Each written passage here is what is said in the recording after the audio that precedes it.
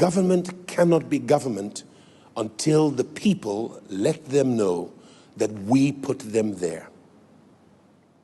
And nobody can rule over you except you give them permission. The Nigerian youth are finding their voice and have come to understand that together, with one voice, we have more power than any government. And so we want to see every single member of House on the Rock lending their voice, not to attack government, but to demand reforms. And we are starting with the End SARS movement. We're going to make many more demands in all the irregularities and anomalies in public and civil service.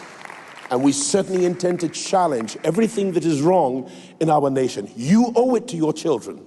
You owe it to your grandchildren. You owe it to the potential of this country. Otherwise, your children will become refugees in lands that have less resources than Nigeria does. Nigeria ought to be the strongest nation in the whole wide world.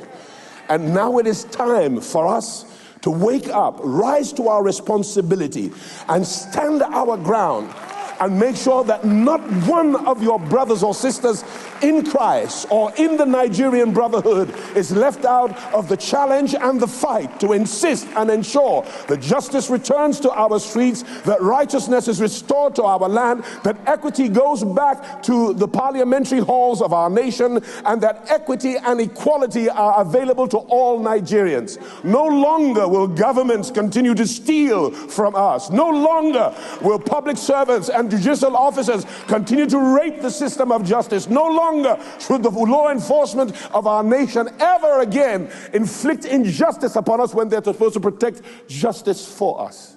No longer. That day is over. And I want to commend this organic movement that is not led by any one individual. It's just the heart cry of all Nigerians, old and young. But I am so proud of our youth. I am so proud of our youth.